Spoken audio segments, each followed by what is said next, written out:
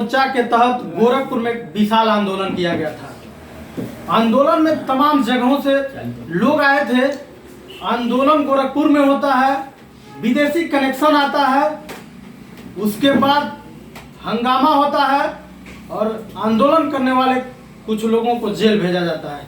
हमारे साथ अंबेडकर जन मोर्चा के प्रदेश अध्यक्षा सीमा गौतम है। आरोपी यह भी है, इनके ऊपर भी जो है आरोप लगाए गए थे। बातचीत करेंगे आज। सबसे पहले आपका स्वागत है हमारे चैनल में। जय भीम। मेरा नाम सीमा गौतम है।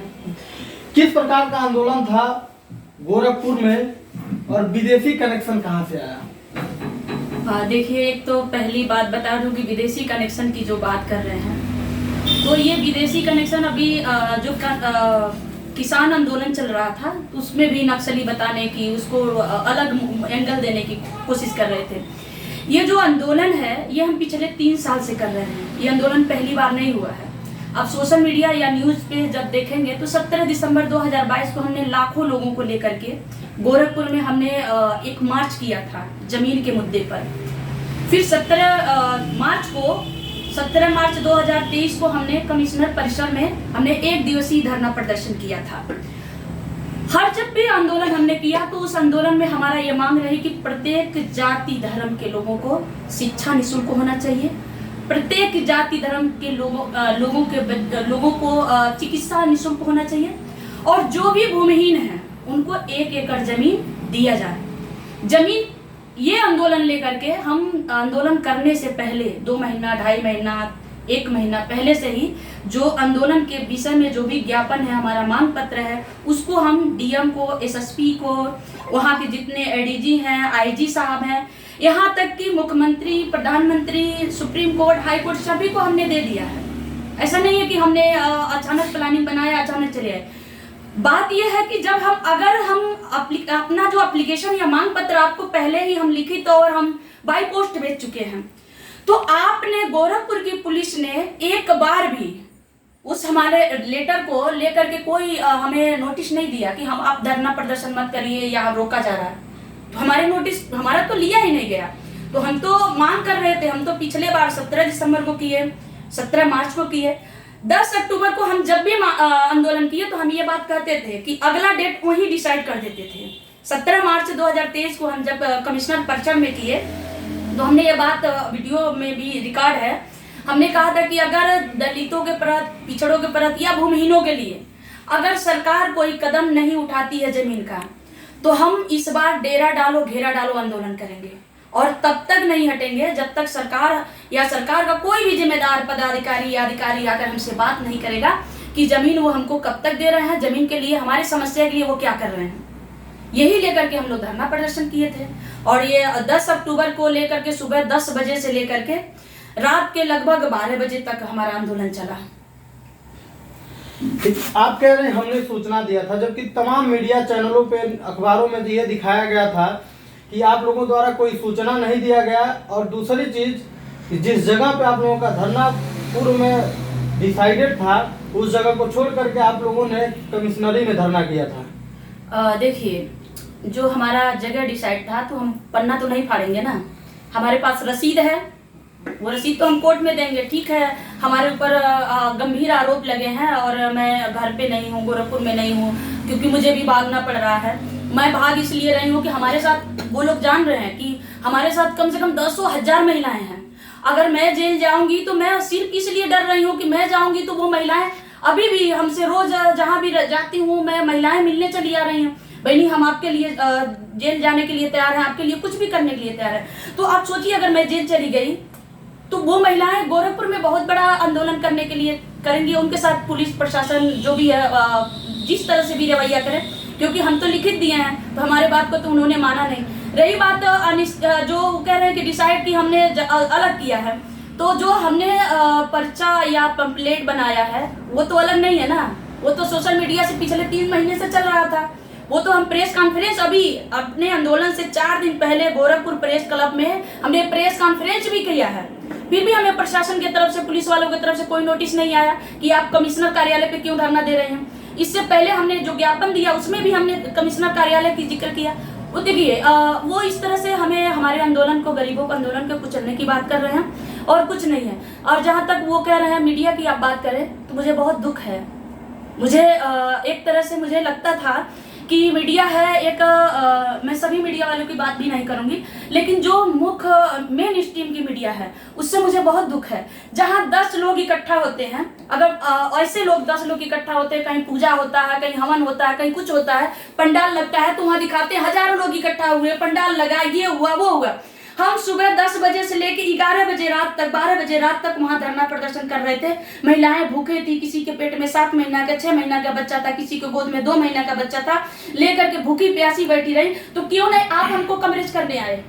ये सवाल मीडिया वाले जो आज हमको आरोपी बना रहे हैं कि हमने ये किया वो किया। आज तो श्रवण कुमार निराला जी को आरोपी बना रहे हैं कि अरे वो तो विदेशी फंडिंग का इंतजार कर रहा। 17 दिसंबर को आपने आंदोलन क्यों नहीं दिखाया? 17 दिसंबर में आप देखिए ना, सर्च करिए, आप जांच करिए, आपके पास सब कुछ है, जांच करिए कि हमारे आंदोलन में विदेशी फंड का यूज हुआ हो तो हमें जेल नहीं, हमें फांसी चढ़ा दीजिए। मैं तो ये कह रही हूँ। लेकिन समाज के सामने जो हमारी छवि को, गरीब होने की वजह से, मैं कहूँ या तो दलित होने की वजह से या गरीबों की आवाज उठाने की वजह से हमारी छवि को खराब करने की सरकार की पूरी नीयत है। और मैं आपको बता दूं, ये तो आंदोलन है। अभी 25 दिसंबर 2022 को गोरखपुर में एक ओबीसी समाज की बेटी का रेप करके हत्या हुआ, और यही एसएसपी गोरखपुर में ही आपका गोरखनाथ थाने में एफआईआर हुआ। 302, 376, 504, 506 जैसे धारा लगाया गया, नामजद एफआईआर हुआ। उस आरोपी को गिरफ्तार नहीं किया गया।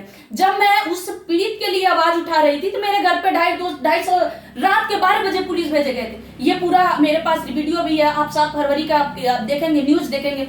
तो हमें तो कहीं ना कहीं से वो हमें हमारे आंदोलन को डाइवर्ट कर रहे हैं, हमारे छवि को, हमारे श्रवण कुमार निराला जी को, जिन्होंने मतलब इसका सोच रखते हैं, जो गरीबों के लिए काम करते हैं, तो उनके छवि को धूमिल करने के लिए ये एक सोची समझी प्लानिंग है। और मुझे दुख है, मीडिया वालों से मुझे दुख है कि हम सुबह से लेकर शाम तक रहे।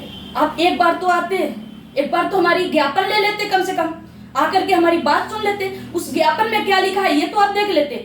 अब कल के बाद हमारे साथ क्या हो रहा है आप छाप रहे हैं, तो आप हमारे आंदोलन को क्यों नहीं छापे कि इतने लोग कहां से आए? आपको पूछना चाहिए ना जाकर के कि आप नेपाल से आए हो, कि आप पाकिस्तान से आए हो, कि आप चाइना से आए हो, कहां से आए हो?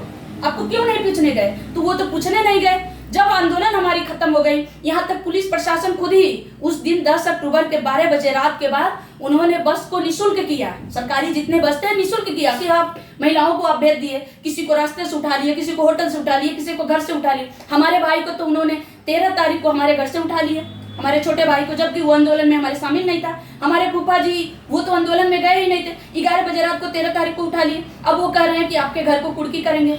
तो ये तो हमें हमारे हौसले को मतलब हमें प्रताड़ित करने की कोशिश कर रहे हैं, हमारे हौसले को कमजोर करने की कोशिश कर रहे हैं। लेकिन वो शायद भूल रहे हैं कि वो जितना भी हमको प्रताड़ित कर रहे हैं, मैं झुकने वाली नहीं हूँ। हमारे इरादे और मजबूत हो गए हैं। जमीन कहाँ से मिलेगी, कैसे मिलेगी, क्यों देना जाना जरूरी है, मैंने उनको सब बता चुकी हूँ और मैं जनता को बता रही हूँ। क्या लगता है आपको, कितने ज्यादा आपके अनुसार काफी हद तक लोग इकट्ठा हुए थे, इतने लोगों को गवर्नमेंट कहाँ से 1 एकड़ जमीन दे पाएगी? क्या लगता है आपको संभव है?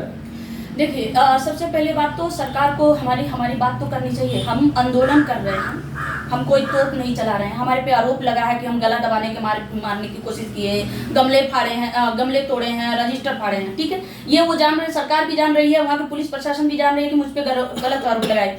ये जो जमीन का मुद्दा है, हम सरकार के सामने अपनी डिमांड रखे हैं। हमने तो डिमांड पिछले 3 साल से रख रहे हैं। तो मेरा ये कहना है कि जब पूरे देश भर में, एक जगह की बात नहीं कर रही हूँ, पूरे देश भर में आप देखेंगे कि जमीनें 4 लेन 6 लेन बनाई जा रही हैं। ठीक, तो आप लाखों एकड़ जमीन खरीदते हैं ना, हजारों करोड़ रुपया लगाते हैं। एक तो जमीन खरीदते हैं, उस पर 10 गुना पैसा लगाते हैं, तब आप 4 लेन बनाते हैं। तो 4 लेन जब अमीरों की गाड़ी दौड़ाने के लिए आप 4 लेन बना सकते हैं, तो गरीबों के मान सम्मान के लिए, उनके बच्चे को भविष्य के लिए आप 1 एकड़ जमीन खरीद के क्यों नहीं दे सकते? ये हमारा सरकार से सवाल है। दूसरी बात है कि इसी भारत का एक राज्य तेलंगाना है। तेलंगाना भाई हमारे घर का थोड़ी है, हमारा छोटा सा झोली में थोड़ी जो घुमा के रख रहे हैं। आप तेलंगाना के वेबसाइट भूमि वितरण वेबसाइट पे जाएंगे, देखेंगे तो 6000 से ज्यादा लोगों परिवारों को उन्होंने जमीन दिया। यहाँ तो हम 1 एकड़ जमीन मांग रहे हैं, वहाँ तो 3-3 एकड़ जमीन दिया है। जो भूमि से वंचित उनको 3 एकड़ जमीन दिया, तेलंगाना ने दिया, आंध्र प्रदेश ने दिया। तो उत्तर प्रदेश में 5 किलो राशन क्यों? 5 किलो राशन हमें क्यों चाहिए? हमें जमीन चाहिए, और जमीन संवैधानिक अधिकार है और ये हमारा अधिकार है। हम किसी से भीख नहीं मांग रहे हैं, चाहे सरकार से किसी से भीख नहीं मांग रहे। आज भी लोगों के पास हजारों एकड़ जमीन है। क्यों भाई? किसी के पास 200 एकड़ जमीन, किसी के पास 500 एकड़ जमीन, और किसी के पास, मैं बता रही हूँ कि मैं गोरखपुर के 350 से ज्यादा गाँव में गई हूँ। मेरे पास एक एक गाँव का डिटेल है, एक एक गाँव का आपको फोटो दिखा सकती हूँ कि उनके घर तक, जो पिछड़े हैं, गरीब हैं, उनके घर तक जाने का रास्ता नहीं है, उनके पास कुछ नहीं, उनके बच्चों को पढ़ने के लिखने के लिए रास्ता नहीं। अब गोरखपुर में सड़कों के चमकार है, तो गांव में सबसे ज्यादा तो लोग गांव में रहते हैं, गांव के लोग कहाँ जाएंगे? तो हम तो उन गरीबों के लिए बात कर रही हूँ ना, उन गरीबों की आवाज की बात कर रही हूँ, तो हमको अपराधी बना दिए हैं। अभी आप गरीबों की बात कर रही हैं, प्रदेश में कितने प्रतिशत गरीब हैं जिनके पास भूमि नहीं है, भूमिहीन है? कितने प्रतिशत ऐसे गरीब हैं प्रदेश में? देखिए, पूरे बात करें तो हमें लगता है कि 60 से 70% लोग हैं जिनके पास बिल्कुल ही भूमि नहीं है। ऐसे 10% ही लोग होंगे जो 10% मान के चलते हैं कि 10% ही लोग हैं ऐसा कि जिनके पास बहुत सारी भूमि है। 10% के लोगों के पास बहुत सारी भूमि है, लेकिन जो 20-25% है, तो किसी के पास वो 20-25% में किसी के पास 1 एकड़ है, किसी के पास 1.5 एकड़ है, किसी के पास 2 मंडा है। बाकी 50% से 60% ऐसे हैं कि जिनके पास लहसुन गाड़ने तक की जमीन नहीं है। मेरे पास गोरखपुर ही जिले की बात कर रही हूँ कि 350 गांव में मैं गई हूँ, 1-2 गांव नहीं। वो जो महिलाएं आई थी, वो अपने घर से निकल के आई थी, उनके पास लहसुन गाड़ने तक गांव में जाने पास, मेरे पास कह रही हूँ ना, गांव में जब वीडियो में बनाई हूँ, उस दौरान में मैं वीडियो बनाई हूँ, लोग कहती हैं कि लहसुन बहनी घूर धरे खातिर जमीन नहीं है। लैट्रिन का जो शौचालय की बात करते हैं ना, किसी को शौचालय मिल जाता तो उसके पास ये भी नहीं जमीन है कि शौचालय बनवाएगा कहाँ। किसी को अगर सरकारी आवास मिल रही है तो उसके पास इतना जमीन नहीं है कि वो सरकारी आवास कहाँ बनवाए। ऐसे हैं गोरखपुर के। तो बाकी जिलों की बात तो छोड़ दीजिए, जहाँ से कहते हैं कि गोरखपुर के सूबे के मुखिया है, कहा जाता है कि गोरखपुर में माननीय मुख्यमंत्री योगी आदित्यनाथ जी का घर है, उनके घर की बात मैं कर रही हूँ, तो इसलिए मैं अपराधी हूँ। ठीक, आप कह रही हैं कि जिनके पास भूमि नहीं है, भूमिहीनों के लिए धरना प्रदर्शन किया जा रहा है। कल के समय में कोई सरकारी नौकरी के लिए धरना प्रदर्शन करे, कोई किसी चीज के लिए धरना प्रदर्शन करे, तो फिर देश कैसे चलेगा? देखिए, आपको मैं बता दूं कि अनुच्छेद 19 जो है वो ये कहता है कि हम अपनी बातें, कोई भी जाति धर्म का आदमी हो, उसको कष्ट है, अगर हमको पीड़ा है, तो अगर जो राजा है, सरकार है, उसके सामने हम अपनी समस्या रख सकते हैं। समाधान करना ये सरकार की जिम्मेदारी है। तो जो नौकरी की, भाई नौकरी क्यों नहीं करेंगे? भाई आप भी पढ़े लिखे हैं, आपके भी बच्चे होंगे, तो क्या आपके अपने बच्चों के लिए नौकरी नहीं करवाना चाहेंगे? आपको संभव लगता है कि आपके बच्चे भी पत्रकारिता कर पाएंगे? ये जो मेन स्ट्रीम की मीडिया इतने बड़े बड़े आपको टिकने देंगे? आप कैसे पत्रकारिता कर रहे हैं आपको पता होगा। तो जब हम कह रहे हैं कि जब लोगों पढ़ रहे हैं तो नौकरी चाहिए ही ना, आप उनको उनके समस्या का समाधान करिए। आपका काम है, आप राजा हैं तो आपका काम है कि हमारे समस्या का समाधान करना। तो हम सब लोग डिमांड कर रहे हैं, ये गलत बात नहीं है। और अपनी बात का हमें रखना, अपनी आवाज उठाना, ये हमें अनुच्छेद 19 हमें कह रहा है। कहीं ऐसा तो नहीं कि गरीबों के नाम पर सीमा गौतम जो है दलित के रंग देना चाहती हैं? मैं इस बात पे मुझे हंसी आ रही है कि मैं गोरखपुर की ही बात नहीं करूंगी। बलरामपुर घटना हुआ था 2020 में, हाथरस घटना हुआ था, आप लोगों को पता होगा। बलरामपुर, बदायूं, बस्ती, गोरखपुर, देवरिया, कुशीनगर, गोरखपुर की मैं बात बताऊं तो अभी अप्रैल महीने में एक निषाद समाज के साथ 3 लोगों का हत्या हुआ। सीमा गौतम उसके लिए लड़ रही थी। 25 दिसंबर 2022 को एक ओबीसी समाज की बेटी, नाबालिग बच्ची के साथ रेप हुआ, जिसके लिए हमारे घर पे छापा मारा गया था। उसके लिए सीमा गौतम लड़ रही हैं, अभी भी लड़ रही हैं। वो केस हाई कोर्ट में गया है। भुसवल में एक कोड़ीराम में भुसवल एक गांव है, 18 जनवरी 2021 को एक दलित महिला का गला दबा के मार दिया गया। सीमा गौतम लड़ रही हैं। कलानी में 22 फरवरी 2022 को एक नाबालिग बच्ची के साथ 4 लोगों ने दरिंदगी किया और वहीं गगहा थाने के पुलिस ने उनको भगा दिया। सीमा गौतम उनके लिए लड़ रहे हैं। देखिए, मैं काम ये नहीं है कि सिर्फ हम जमीन के लिए आंदोलन कर रहे हैं, मैं महिलाओं के मुद्दे पे काम करती हूँ। मैं जहाँ जिनके साथ घटना होता है, मेरा जाति धर्म, भले हम ये कह सकते हैं कि मैं दलित समाज के लिए पैदा हुई हूँ या दलित समाज में पैदा हुई हूँ, लेकिन मेरा सिद्धांत कहता है, मैं अम्बेडकरवादी हूँ और अम्बेडकर का सिद्धांत कहता है कि जो पीड़ित है उसके लिए आवाज उठाओ, चाहे वो किसी भी जाति धर्म का। मेरे पास तो ब्राह्मण ही एक महिला है जो उनके खेत को उन्हीं के लोगों ने कब्जा कर लिया है। मैं उनके भी आपको डिटेल दे सकती हूँ, नंबर दे सकती हूँ, मैं उनके लिए लड़ रही हूँ। तो मैं तो लोगों के लिए, मैं तो जो पीड़ित है उसके लिए लड़ रही हूँ। तो आप हमारे लिए अब ये आप दलितों का मसीहा बनाइए या गरीबों का मसीहा बनाइए। आज जो अपने सोच है, सोच तो अपना है, उनका सोच है, वो हमको आरोपी भी बना दिए हैं, तो अपनी सोच से कुछ भी बना सकते हैं। ठीक, सीमा गौतम बधाई जाती हैं, हाथरस जाती हैं, कुशीनगर, गोरखपुर, तमाम जगहों पे जाती हैं, गरीबों के लिए लड़ती हैं। गरीबी का मुख्य कारण है जनसंख्या। कभी सीमा गौतम जनसंख्या के विरुद्ध कभी आवाज उठाई है? देखिए ये बहुत इंटरेस्टिंग सवाल भी है और मैं इसके लिए मैं बता रही हूँ आपको कि देखिए जनसंख्या गरीबी के कारण है, लेकिन चाइना भी जनसंख्या में ज़्यादा है, आप लोगों को पता होगा। तो क्या चाइना में रोजगार नहीं है? हमारे कहने का मतलब ये है, जब आप पढ़ने नहीं देंगे बच्चों को, अभी जैसे कि आज गांव में बच्चे हैं, तो गरीबों के बच्चे क्या कर रहे हैं? गांव में घूम रहे हैं। तो गरीबों के बच्चे जब गांव में घूम रहे हैं तो छोटे उम्र में उनकी शादी कर देंगे। अब जब छोटे उम्र में शादी करेंगे तो बच्चा पैदा ही होंगे ना, क्या करेंगे भाई, बच्चा पैदा होंगे। अब वो गरीबी में गरीबी ही होता रहेगा। तो इसलिए उसको पढ़ने का अवसर दो ना। जब आप पढ़ने के अवसर देंगे तो 25 साल 26 साल में वो शादी करेगा, भाई पढ़ेगा, स्टैंड होगा, तो 25 साल 26 साल में शादी करेगा तो उसकी अक्ल होगी कि मुझे छोटा परिवार करना है, छोटा परिवार ही रखना है, मुझे बड़ा परिवार नहीं करना। आप बताइए ना, जितने लोग पढ़े लिखे हैं या IPS हैं, जो डॉक्टर हैं, उनके कितने बच्चे हैं? आप बता दीजिए, क्या उनके 10 बच्चे हैं, 4 बच्चे हैं, 5 बच्चे हैं? किसके पास 4 बच्चे हैं? जो गरीब हैं। गरीब में क्यों हैं? क्योंकि उनके पास कोई संसाधन नहीं, कोई मनोरंजन के समय नहीं। तो वो क्या करेंगे? उनको लगता है कि हमारे 4 बच्चा रहेगा तो 4 को नौकरी मजदूरी करके लाएगा। उनके अंदर ये है कि हमारे पेट पालेगा, इसलिए जनसंख्या बढ़ रही है। तो आप उसके लिए समाधान तो करो। आप पढ़ाई लिखाई शिक्षा फ्री कर दो, आप चिकित्सा फ्री कर दो, आप लोगों को नौकरी देने लगिए, तो जनसंख्या अपने आप नहीं कम हो जाएगी। यूपी ही नहीं बल्कि पूरे भारत में 8वीं तक गवर्नमेंट जो है शिक्षा निःशुल्क कर दी है, और अन्य किस देश में शिक्षा जो है पूरी तरह से निःशुल्क कर दिया गया है? देखिए जैसे कि अगर विदेशों की बात करेंगे तो वहाँ एक समान शिक्षा है, ठीक है। जैसे आप कहीं भी, चाहे अमेरिका जाइए, चाहे जापान जाइए, कहीं भी जाइए, तो अगर आप DM हैं तो आपका बेटा जिस स्कूल में पढ़ेगा उसी स्कूल में गरीब का बेटा भी पढ़ेगा, वहाँ समान शिक्षा है। यहाँ पे क्या है कि शिक्षा के नाम पे धंधा हो रहा है, एक तरह से धंधा किया जा रहा है। आप देखेंगे कि इस समय जो सरकारी विद्यालय, आप जिस कह रहे हैं कि शिक्षा फ्री कर दिया गया, आप एक सर्वे करवा लीजिए, जितने सरकारी विद्यालय हैं वो ध्वस्त हो चुके हैं, उसके मास्टर पढ़ाते नहीं है, उसके मास्टर जान रहे हैं। क्यों?